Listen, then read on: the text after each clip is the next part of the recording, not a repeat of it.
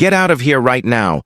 People like you don't belong in this hotel, not in the penthouse, not in the lobby, not anywhere near the guests we actually value. You think flashing a black card makes you somebody?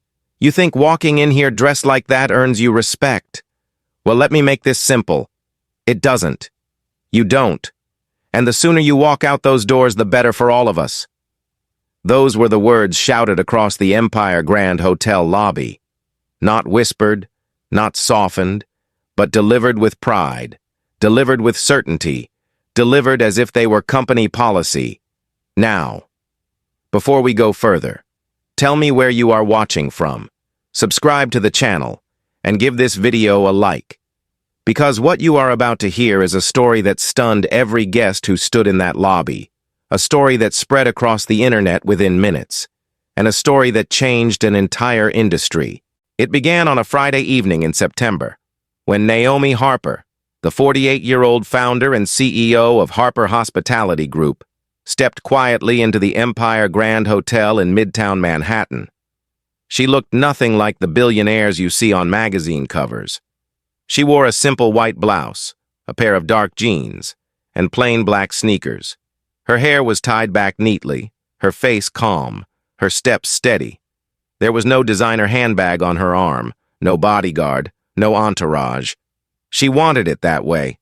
Naomi had built an empire of 84 luxury hotels across the United States, valued at more than $18 billion. But tonight she came as just another guest.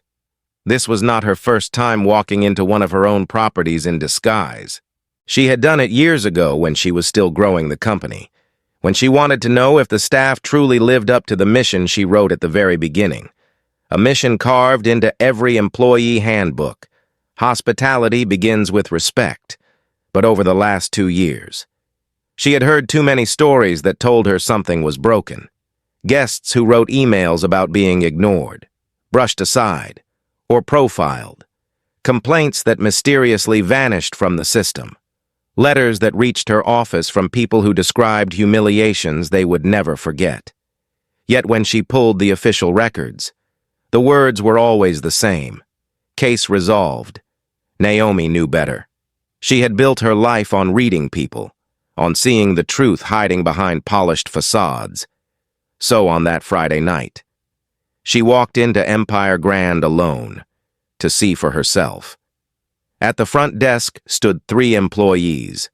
Richard Coleman, the general manager, a man in his early 50s who wore his authority like a crown, arms crossed, eyes narrowed. Amanda Lewis, 34, precise and sharp, her lips pressed together in a line of judgment. And Tyler Brooks, 29, restless and cocky, his smirk ready to appear at the first chance to dismiss someone. Naomi approached with quiet confidence, placing her ID and her card on the counter, speaking clearly. "I have a reservation, the penthouse suite, under Harper." Richard barely looked down. His eyes swept over her clothes, her shoes, her calm expression, and then he spoke the words that opened this story. Words dripping with arrogance, words that stripped the air of every ounce of dignity, words that made clear he had already judged her not as a guest, but as a problem. Amanda's hand hovered over the desk phone, pressing the button that summoned security. "Possible fraud," she announced, her voice cutting through the lobby, sharp enough for every guest waiting nearby to hear. Tyler folded his arms, chuckling under his breath. "Happens all the time. They show up with a fancy card, fake name, and think they can bluff their way into a suite." The words spread through the lobby like smoke. Guests turned their heads. Suitcases paused mid-roll. Conversations fell silent. A travel blogger from California raised her phone and whispered to her friend, "I'm recording this. People need to see what's happening." Naomi stood perfectly still, her breathing steady, her hands resting gently on the counter. She had lived this before, years ago in Atlanta. When a desk clerk told her she didn't look like someone who could afford a room, she had lived it as a teenager in Charlotte. When she was escorted out of a hotel lobby while waiting for her parents, and now, Decades later, in the hotel she built, it was happening again, but this time, she was ready.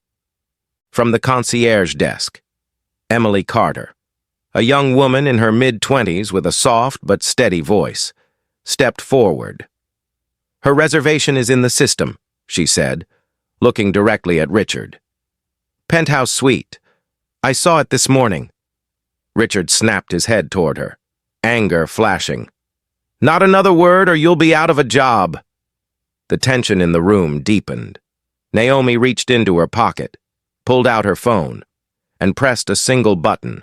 On the other end of that call, just 3 blocks away in the Harper Hospitality headquarters, her deputy Marcus Reed picked up instantly. Naomi spoke quietly, almost in a whisper. "It's happening. Activate the system. Record everything." Marcus replied with a single word. "Understood." She ended the call, slid the phone back into her pocket, and returned her gaze to the 3 employees who thought they had cornered her. Richard leaned closer, his voice dripping with contempt. "You need to leave now, before we call the police. Guests like you bring nothing but trouble."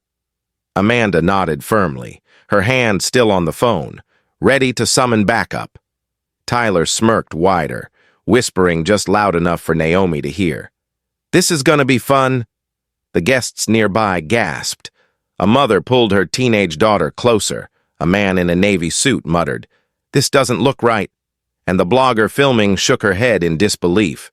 Naomi did not move. She did not raise her voice. She only spoke 7 words, calm, measured, steady. "5 minutes from now, you'll regret this." The lobby fell silent.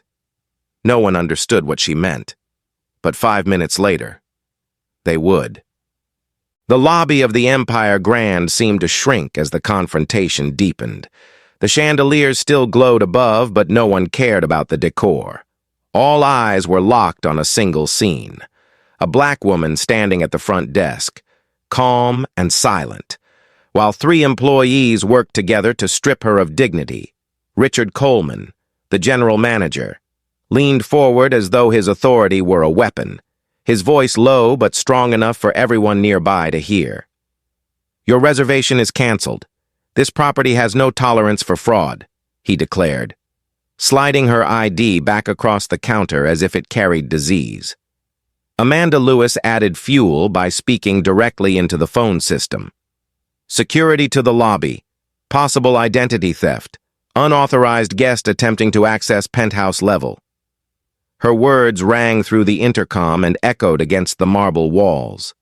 Tyler Brooks, never one to miss a chance to play the bully, grabbed the black card Naomi had laid down and spun it between his fingers like a toy, smirking at the crowd.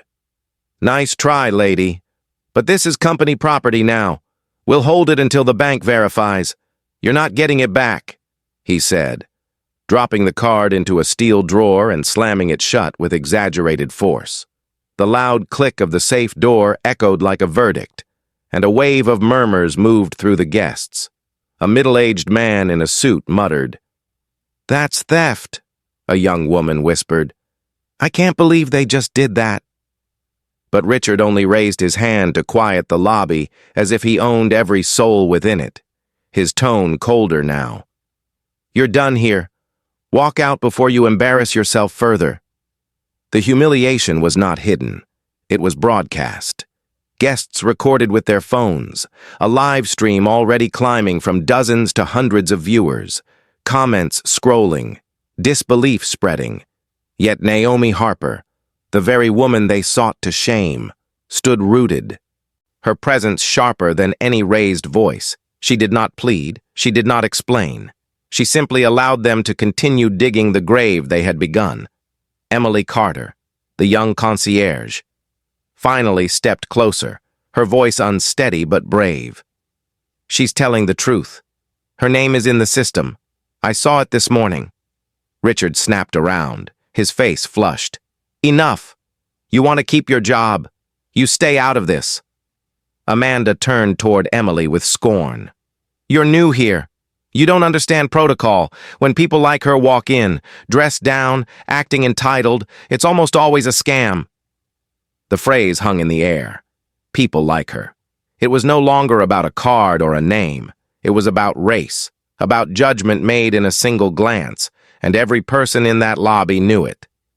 Naomi finally lifted her eyes and spoke quietly. "Are you sure you want to finish that sentence?" Her voice was calm, but the edge of steel in it made even Tyler pause. For a moment, no one spoke. No one.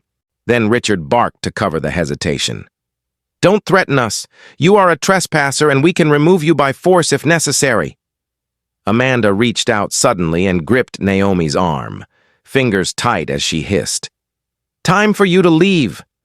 Gasps rippled through the guests. Someone shouted, "She just grabbed her!" Phones lifted higher. Flashes of red recording lights multiplied. A blogger's voice carried across the room. "This is live. This is happening right now in New York City. Empire Grand Hotel." The number of live viewers doubled, tripled, disbelief flooding the feed. Naomi's body did not move. She allowed Amanda's grip, but her face stayed still. Her eyes locked on Richard as if Amanda's hand meant nothing. Emily rushed forward, voice sharp now. "You can't put your hands on a guest. I won't lie for you." Richard's face twisted. "Then you'll be out the door with her," he snapped, turning the spotlight of his anger on the only staff member willing to defend what was right. Tyler, emboldened again, leaned across the counter and sneered. "You hear that? Fraud. Even she can't save you. You're going back to wherever you came from." His words cut the air and revealed everything. The prejudice was no longer hidden under policy. It was naked and exposed for everyone to hear. A gray-haired woman near the elevator said loudly, "I can't believe this is happening." A man in a navy blazer leaned into the live stream camera and said, "Are you getting all of this?" The blogger nodded. "All of it." Naomi's phone buzzed gently in her pocket. Marcus Reed's system was online. Every word recorded, every action time stamped. She pressed the device once more and whispered, "Escalate. Log everything. Prepare audit documentation." Marcus's reply came steady. "Confirmed. Every second is secure." Richard turned back to Naomi, trying to regain control.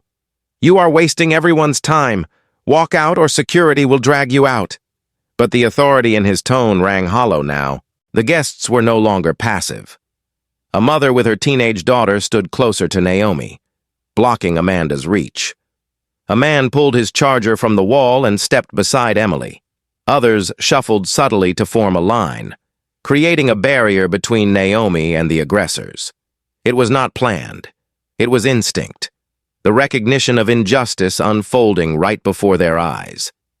Naomi then spoke, louder than before but still calm. "You've just made the worst mistake of your professional life." Her words sliced the room into silence. Richard's lips curled into a smile of arrogance. "You think so?" he asked, but his voice cracked just slightly. Tyler puffed his chest. Amanda pulled her hand back, realizing too late that every phone had caught her touch. Naomi simply nodded once. "No, I know so." And in that moment, the entire balance of the room shifted. The guests leaned toward her. The staff stepped back. And though none of them knew yet who she was, they all sensed the truth. That the woman they tried to push out was not weak, not powerless, but something else entirely. And in 5 minutes, they would discover exactly who she was. The tension in the Empire Grand lobby was unbearable. Phones still recording, guests whispering, some angry, some shocked. But in the middle of it all stood one young employee who refused to bow her head. Emily Carter, 26 years old, barely a year into her job as concierge. The one person in that entire building willing to risk everything to defend what she knew was right. Her hands trembled slightly as she stepped closer to the desk, but her voice carried further than her body expected. "Her reservation is valid. I saw it myself. Penthouse suite, Executive override. The system marked it, she said, her eyes flicking toward Naomi, then back to Richard, the general manager, who turned on her like a storm. Do you want to keep this job, Emily? Because if you say another word, you won't last another hour. His tone wasn't just a threat. It was the declaration of how power had always been abused within those walls. Amanda sneered. Stay out of it if you know what's good for you. Tyler laughed outright, pointing at Emily as though she were a child. She doesn't even know what she's talking about. She'll be gone tomorrow. But Emily didn't back down. She planted her feet beside Naomi, her shoulders square. I will not lie for you, she said. Steady now. I won't stand here and pretend this is protocol, because it isn't. It's you. Richard. It's all of you. The lobby erupted with murmurs again. A man in his 60s clapped once, loud and deliberate. Not applause, but agreement. Others looked at one another with dawning courage. If an employee could stand up, maybe they could too. Naomi turned her head slightly, her expression unreadable, but her eyes acknowledged Emily with a flicker of quiet gratitude. For years, Naomi had built hotels on the idea that the right people at the front desk could change the entire guest experience. And now in front of her stood living proof. A young concierge who understood hospitality better than the manager paid 6 figures to uphold it. Richard's face burned red. He slammed his fist onto the counter, rattling the pens and papers. That's enough. Both of you are out. Security will escort you immediately. Amanda's hand shook as she pressed the phone button again. But now her confidence faltered. She could feel the eyes of every guest drilling into her. And she knew, deep down, that what they were doing was already out of their control. Tyler tried to recover the energy, leaning over the counter and spitting out more venom. You're all being played. This woman is a fraud. She doesn't belong in a place like this. You don't wear sneakers into a penthouse suite. Come on, open your eyes.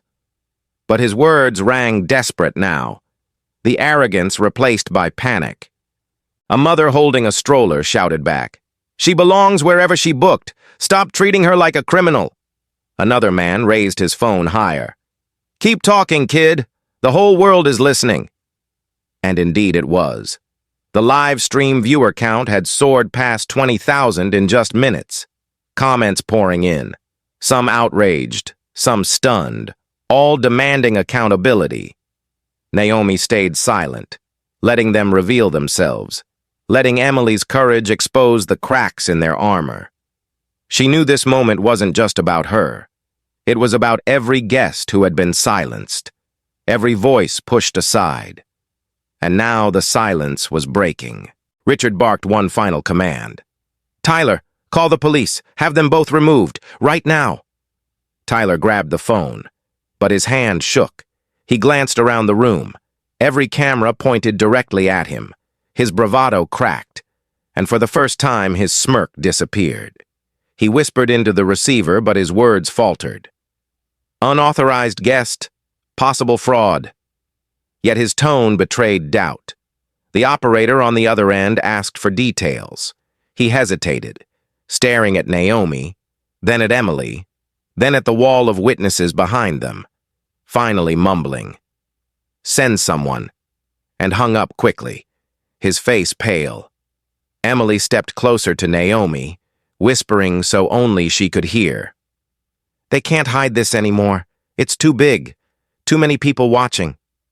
Naomi nodded once, calm as ever, but inside she felt the weight of years pressing against this single moment. The years when she had been dismissed, ignored, profiled, and the knowledge that this time she would not walk away. This time she would end it. A guest near the bar spoke loudly now. I've stayed here for years. I've seen this pattern, but never again.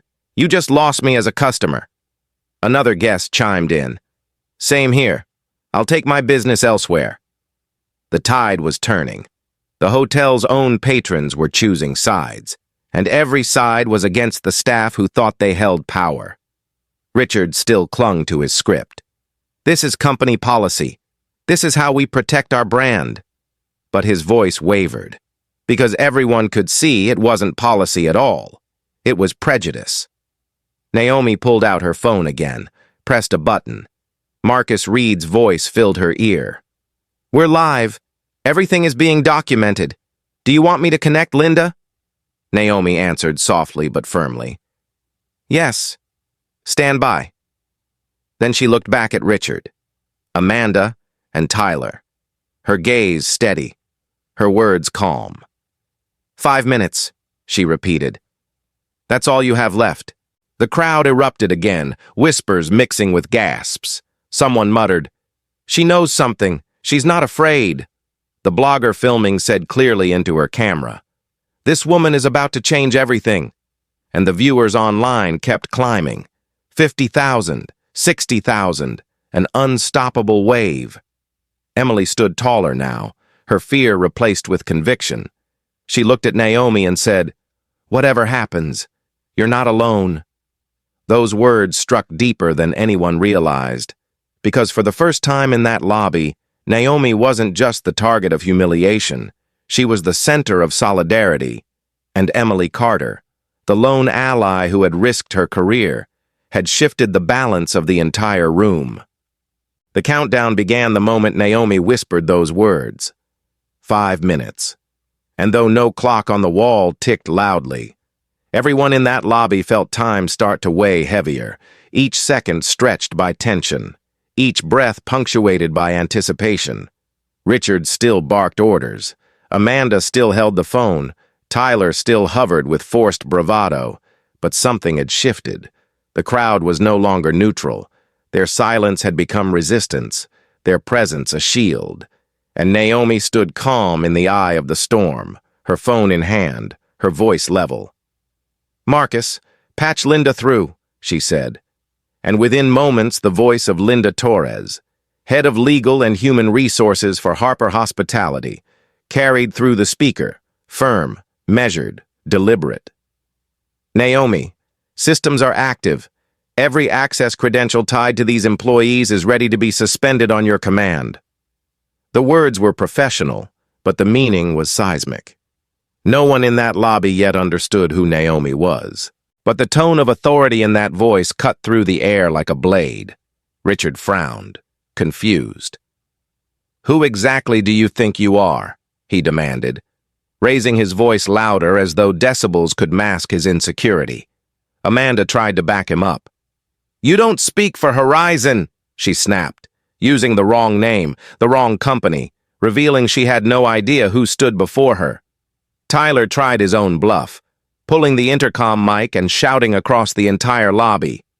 "All staff, be advised, unauthorized individual at the front desk. No one is to engage. This is a fraud alert." His words boomed across the marble floor and bounced off the high ceiling. But instead of authority, they carried panic. Guests booed. One shouted, "She gave you her ID!" Another yelled, "We're filming! Stop lying!" The smirk on Tyler's face cracked. His eyes darted nervously toward the flashing red lights of dozens of phones pointed directly at him. Naomi raised her own phone slightly higher, her eyes never leaving Richard's. "Begin audit logging now," she said to Linda. "Mark every second of this incident, every word, every action." Linda's reply came sharp. "Confirmed. Audit in progress. Documentation live." The words were crisp and clear enough that even the closest guests could hear. A murmur rippled through the crowd. They began whispering. "She's connected to corporate. She's not just a guest. Something's happening here." The truth was seeping in before anyone could deny it. Richard slammed his hand against the counter again, his voice rising toward a scream. "You think you can intimidate me with phone calls? You're nothing here. This is my hotel." And Naomi responded with nothing more than a small shake of her head. "No, Richard. This was never your hotel. You were just trusted to manage it. And you failed." His face drained. His confidence wavered. But his pride forced him to push forward. "You're bluffing. If you really had any authority, you would have shown it by now." Naomi's voice cut him off instantly. Calm, steady, devastating. I was waiting to see if you would make the right choice. But you made the wrong one at every step. And now your time is over." The lobby fell into a silence so heavy it felt like glass, ready to shatter. Even Amanda lowered her hand from the phone, unsure. Tyler froze mid-motion, and in that pause, Naomi finally stepped forward, her voice rising not in anger, but in command. "My name is Naomi Harper. I am the founder and chief executive officer of Harper Hospitality Group, and as of this moment, I am reclaiming this hotel, my hotel, from the people who misused their power." Gasps filled the air, a wave of disbelief and recognition washing over the crowd. A woman near the lounge whispered, "She owns it." A man in a blazer said into the live stream, "This is it, folks. This is the reveal. She's the CEO." The comment feed exploded, numbers doubling, tripling, thousands of people now watching in real time as arrogance collapsed into fear. Richard stammered, "That's not possible. You don't look." And then he stopped himself, realizing too late that the prejudice in his throat would condemn him further. Amanda's face paled. Her lips parted, but no words came.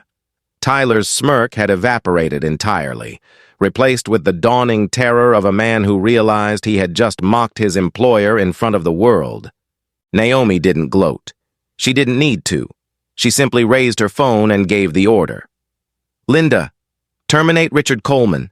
Terminate Amanda Lewis. Terminate Tyler Brooks. Freeze their access credentials immediately." Linda's voice confirmed. "Processing now."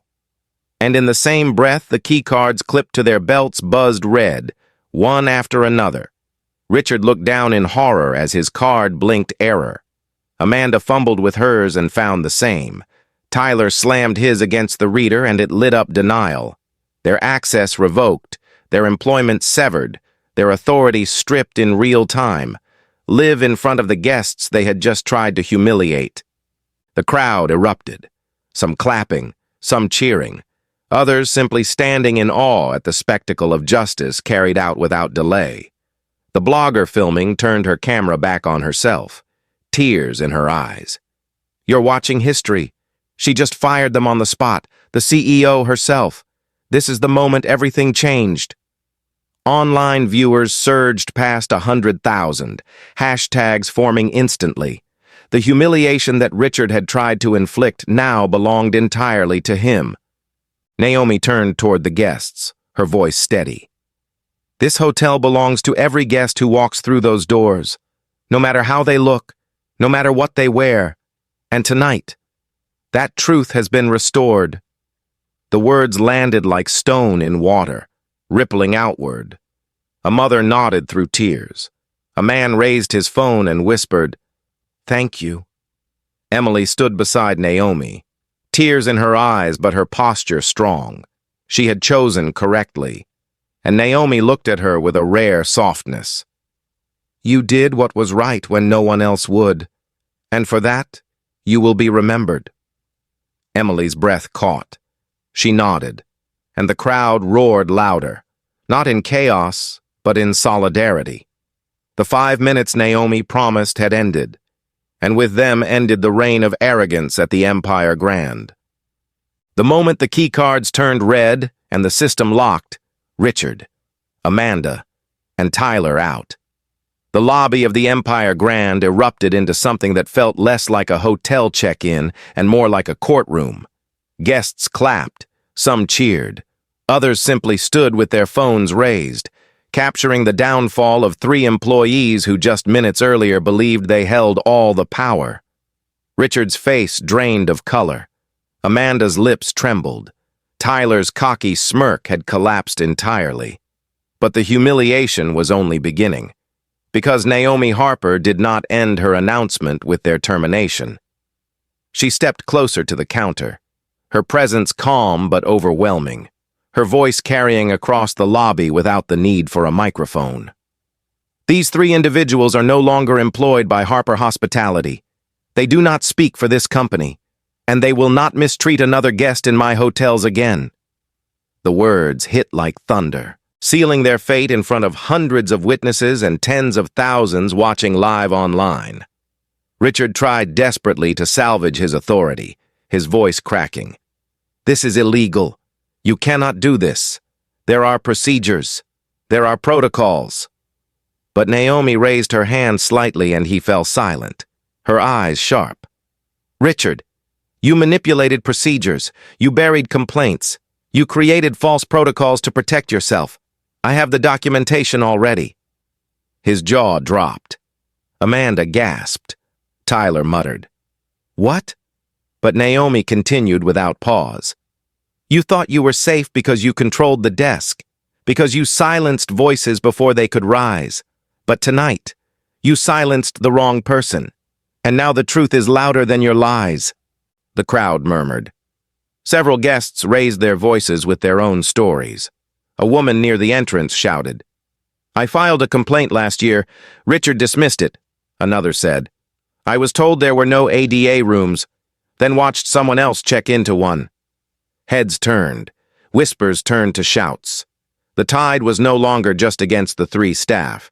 It was a wave of testimony crashing all at once. Guests, emboldened by Naomi's presence, spoke of double charges, ignored requests, discriminatory remarks, every word echoing off the marble walls and bouncing back into the faces of the disgraced employees. Amanda stammered, "I didn't mean for it to go this far. I was just following orders." Her attempt at defense wilted under Naomi's steady gaze. "No, Amanda. You made a choice when you pressed that button, when you grabbed my arm, when you decided to treat me as less than human. You were not following orders. You were following your bias." Amanda lowered her eyes to the floor, her entire body shaking. Tyler tried to bluster again. "We didn't know who you were." But Naomi cut him off with surgical precision. "You didn't need to know, because respect is not given based on who someone is. It is given because they are a guest, because they are human, and you failed that test, publicly, completely, irreversibly." The crowd erupted in applause. Phones shot higher. The live stream counter soared past 200,000. Comments flooding with praise for Naomi's words and anger toward the staff. Hashtags forming instantly. Empire Reckoning. Naomi Harper. Respect in hospitality. Richard's composure broke entirely. He shouted, voice ragged. "Why didn't you tell us? Why didn't you say you were the CEO? You set us up." His words desperate. But Naomi's reply struck like stone. "I gave you every chance to treat me like any other guest. That was the test. And you failed it." The silence after her statement was louder than his outburst. Guests nodded. Murmurs of agreement spread. And Emily Carter, still standing tall beside Naomi, added her voice. "She didn't set you up. You set yourselves up. Every time a guest like her walked in, you made the same assumptions. Tonight you were simply caught." The power dynamic had shifted entirely. The three terminated employees stood cornered not by security, but by truth. Stripped of authority, surrounded by witnesses, and condemned not just by their CEO, but by the very people they had sworn to serve. Naomi raised her phone once more. Linda's voice came through steady and cold. "Termination complete. Legal filings prepared. Documentation live. Their names flagged across all Harper Hospitality properties, effective immediately." The finality of the statement echoed like a gavel. The case was closed. The verdict delivered. Justice carried out in public view. Guests cheered again, some in relief, some in righteous anger, but all in solidarity. The lobby no longer a place of humiliation, but a theater of accountability. Richard's knees weakened. He sank slightly against the counter. Amanda covered her face with her hands. Tyler muttered curses under his breath. But there was no dignity left to grasp. Every eye, every phone, every witness saw the truth, and there was no escape. Naomi then turned not to them but to the guests, her tone softer now, yet still commanding. "You came here for rest, for peace, for welcome. and instead you witnessed injustice. I apologize for what you endured, but I promise you this. Tonight will mark the beginning of reform, not just in this hotel, but across every property we own." Her words drew a roar of approval. A man shouted, "That's leadership," a woman called out.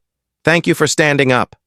And Naomi nodded gently, not basking in the praise, but committing herself to the responsibility it demanded. The blogger who had been filming from the start spoke into her camera, tears streaking her face.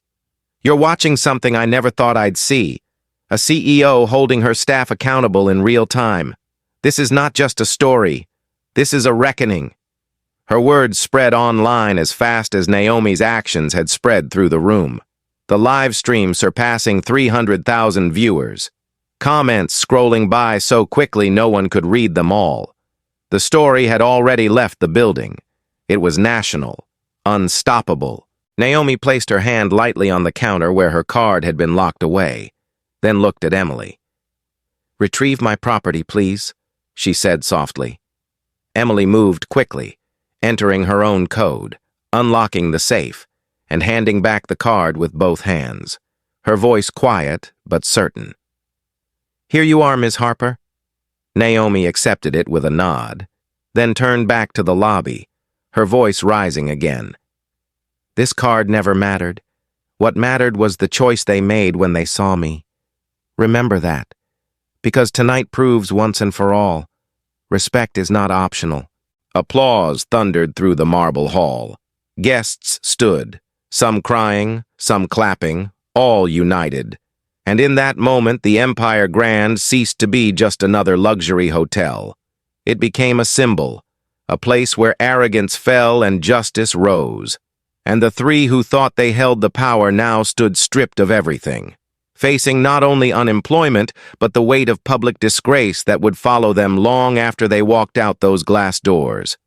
The fallout began before Richard, Amanda, and Tyler even made it to the glass doors, because while they were still standing frozen in the lobby, stunned by the red buzz of their badges and the humiliation of being fired in public. Naomi Harper's phone vibrated again, Linda Torres on the line with news that would take the story from one hotel lobby to every television screen in the country. "Naomi," Linda said, her voice steady but urgent. "The audit is already uncovering patterns. Richard filed dozens of false reports. At least 120 guest complaints were closed as resolved but never investigated. Amanda signed off on several, and Tyler's name appears on records tied to confiscated cards. The system shows a trail of misconduct stretching back 2 years." Naomi listened in silence, her expression unchanged. But every guest could sense the weight of what was being revealed. The humiliation they had just witnessed was no isolated mistake. It was part of a culture deliberately built on prejudice and cover-ups, and now it was unraveling in real time. A man near the bar shouted, "I knew it.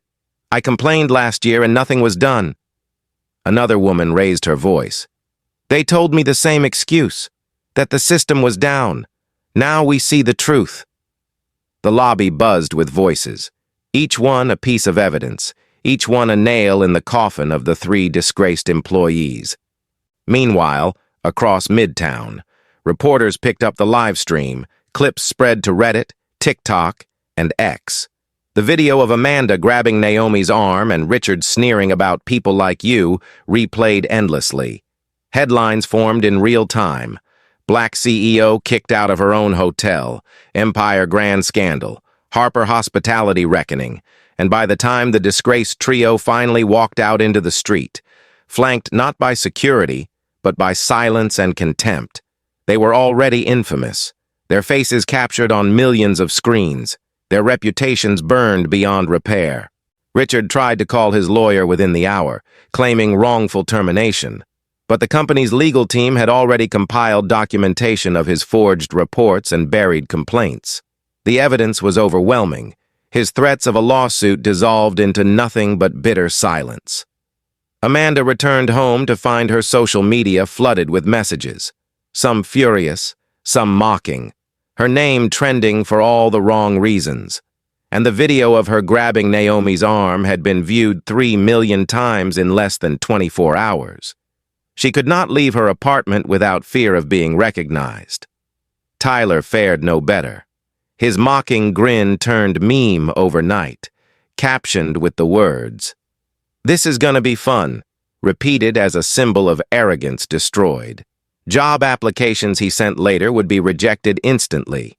His name blacklisted not just from Harper Hospitality, but from the industry at large.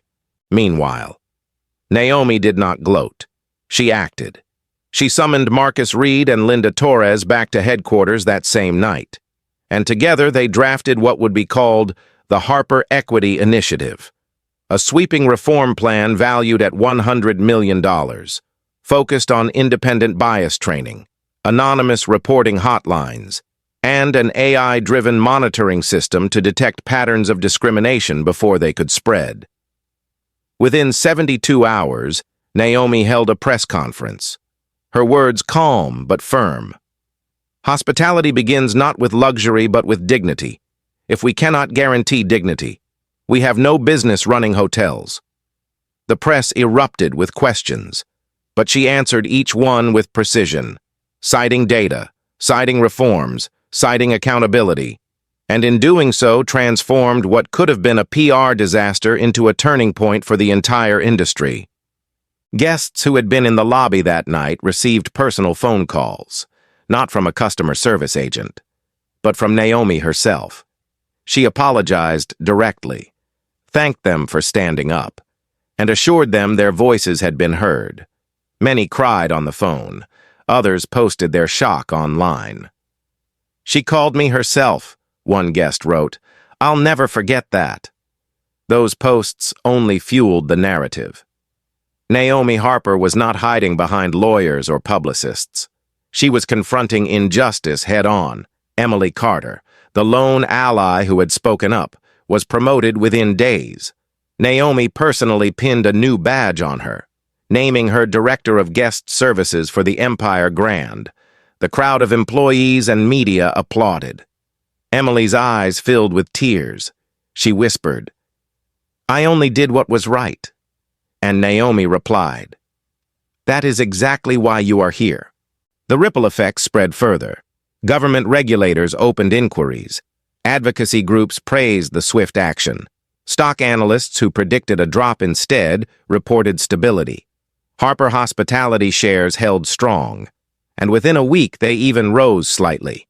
Investors confident in Naomi's leadership, believing that accountability was not weakness, but strength. As for Richard, Amanda, and Tyler, their lives collapsed under the weight of exposure.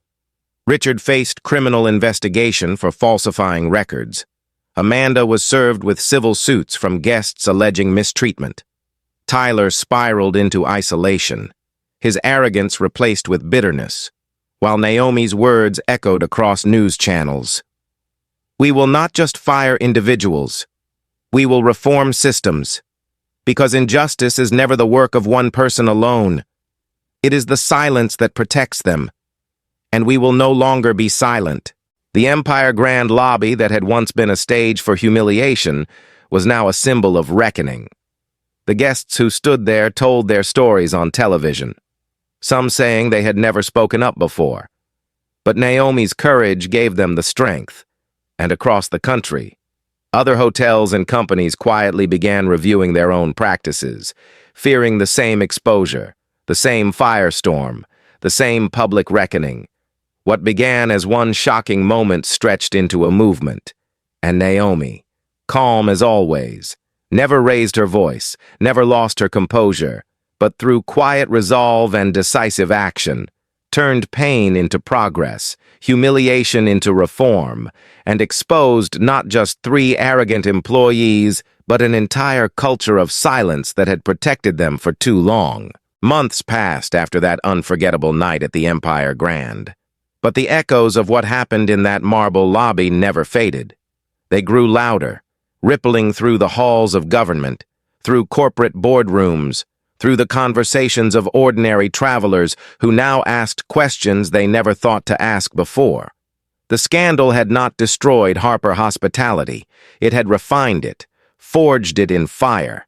And Naomi Harper emerged not as a CEO scrambling to protect her image, but as a reformer determined to protect her people.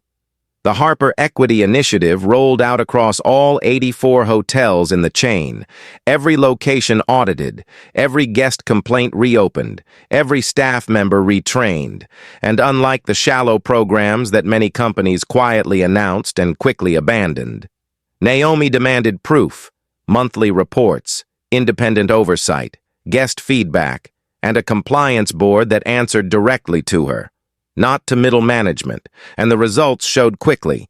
Guest satisfaction scores rose by 15% within 3 months. Repeat bookings climbed by nearly 20, and perhaps most importantly, the quiet humiliation that too many had endured for years began to vanish, replaced by a culture where respect was assumed, not requested. For Naomi, the reforms were not just corporate policy, they were personal. She remembered too clearly the nights when she herself had been dismissed, profiled, treated as though she did not belong, and she swore no one would feel that way under her roof again. So she traveled, hotel by hotel, sometimes unannounced, sometimes with full fanfare, speaking to employees directly, asking them not just about procedures, but about people, not just about rules, but about values. Her message was simple. Hospitality begins with dignity, and it ends the moment dignity is denied. Emily Carter became the face of this new era. The young concierge who had stood alone beside Naomi was promoted once more, this time to National Director of Guest Services, tasked with training staff across the country. Her story was told at conferences, in news interviews, in leadership seminars, a reminder that courage at the right moment can change everything. She stood on stage beside Naomi at the company's annual summit, her voice shaking with emotion as she said, "I thought I would lose my job, but instead I found my purpose, to make sure no guest is ever treated the way I watched Naomi Harper be treated that night." The audience rose to their feet, applauding not just her words but the truth they carried. Meanwhile, the 3 former employees faced the full weight of consequence. Richard Coleman was indicted on charges of falsifying business records and obstruction. His career in hospitality finished, his name synonymous with arrogance. Amanda Lewis settled multiple lawsuits, forced to pay damages to guests who came forward with claims. Her once ambitious career reduced to silence. Tyler Brooks, mocked endlessly online, never worked in the industry again. His face turned into a cautionary meme, a symbol of hubris undone by ignorance. They had not just lost their jobs, they had lost their reputations, their futures, their chance at redemption. And while Naomi never spoke of them with cruelty, she made it clear. Choices carry consequences. Silence carries consequences. Arrogance carries consequences. And in her company, those consequences would always be swift. The media framed the incident as a turning point. Magazines called it the Empire Reckoning. Networks ran specials about Naomi's leadership, and advocacy groups praised her as a model for corporate accountability. But Naomi did not chase headlines. She chased results. She wanted to build a system that outlived the scandal. That proved respect was not a slogan but a standard. And so she created Horizon Forward, a new division within the company dedicated to diversity, equity, and accountability, staffed not by PR experts but by former guests, community leaders, and frontline employees who had lived the realities of discrimination. Their mandate was clear: tell the truth, no matter how uncomfortable, and Naomi gave them the authority to act on it. Guests noticed.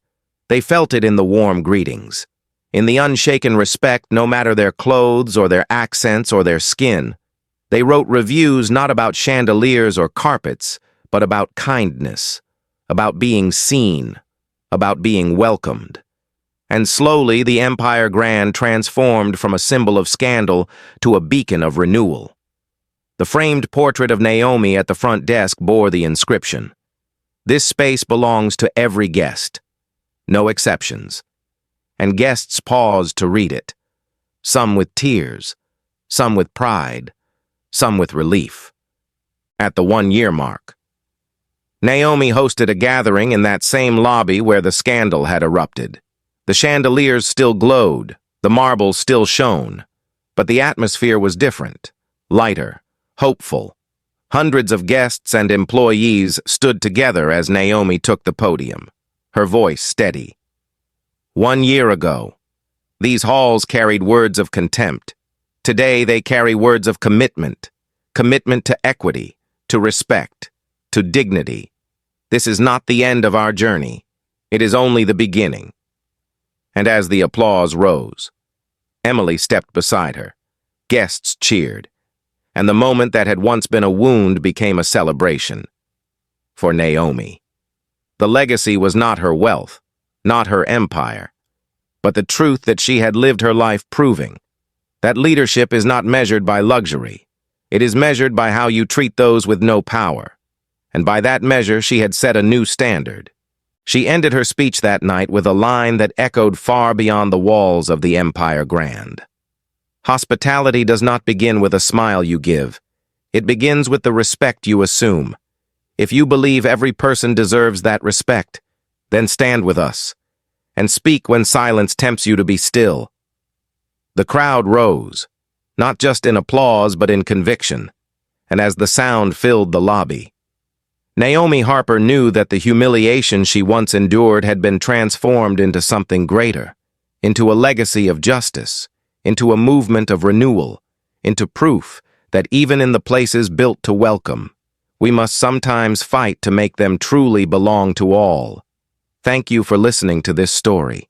If it moved you, please give it a like, share it with someone who needs to hear it, and don't forget to subscribe for more stories of justice and hope.